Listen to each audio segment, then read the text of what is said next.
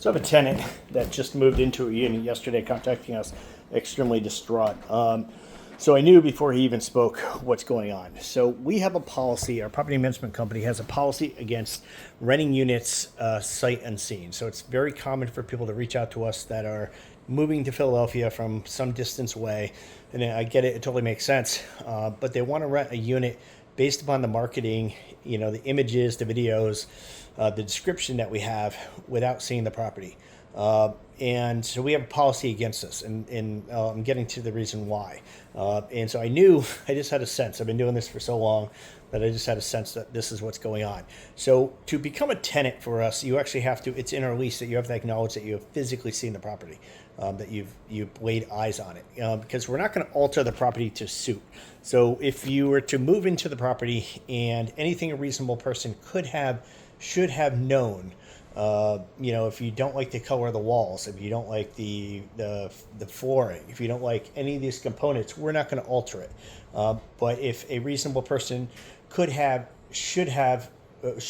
not have been able to tell that a microwave didn't work. So you're going in, you see a microwave, it's there, you're not going to turn it on, you're not going to test it.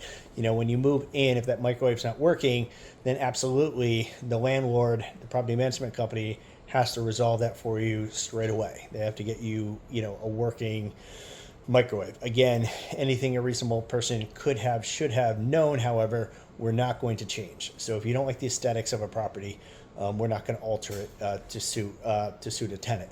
So I could tell just by the way you were speaking that this is what happened, in that he hired a real estate agent to go into the property. The agent was aware. We inform you before you even see the property that you have to physically see the property for us to rent it to you. So they didn't disclose the fact that they didn't see it. In fact, they indicated on the lease that he did see it. Well, he never saw it. And the property, of course, did not meet the expectations of what one sees in the photos. Our marketing is not that far away from what the property actually is, but it's always going to be elevated, right? So you have to make a decision when you're marketing a property are you actually going to just show it to be a far improved property over what it actually is, or how much above what it actually is are you going to do? So we really kind of want it to represent somewhat the property. So we don't want to go too far crazy, because we don't want the whole world traveling through this property that actually the property's not right for. So we won't show like bedrooms if they're not really ideal. We're not going to show a basement, for example, if it's not finished, if it's not something that's going to market. We're not going to show these items unless we feel it's marketable. However, our marketing probably does our property probably represents the property 20% better than it actually is. Maybe a little bit less, maybe like around 17% or so. So we're not totally unreasonable, but that said, we are trying to get him his people to come see the property. So we are going to use the very best photo we can. We're taking probably in excess of 100 some odd photos at least of the property, and out of all those 100 photos, we're only selecting a choice few. So we're going to look at whatever photo looks the absolute best. So it's not always going to 100% represent the property. There is going to be disappointment when you actually look at your property online in the video and then you see it in person. That's what a showing's for. So I recommend having the same policy. Try not to rent your units. Every time a tenant has ever moved into a unit without seeing it first, we've always had problems. We've always had conflicts with the tenant. They're always extremely disappointed. So I think they just see the videos, and they also kind of build up in their head, maybe even better than the videos.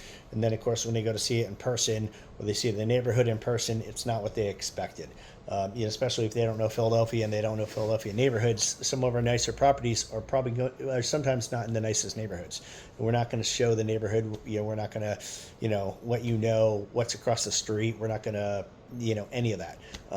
So I always recommend absolutely have it in your lease that the tenant must physically see the property, so you're actually covered, and make it a policy also. So really go out of your way to make sure the tenant has seen the property before you run into the tenant. Otherwise, you're going to run into a disappointed tenant, and nobody wants to have a disappointed individual living in their home, someone who's kind of resentful. So, all right, just a Philadelphia property management company owner, doing my best to answer your rental property investing questions. As always, happy rental property investing.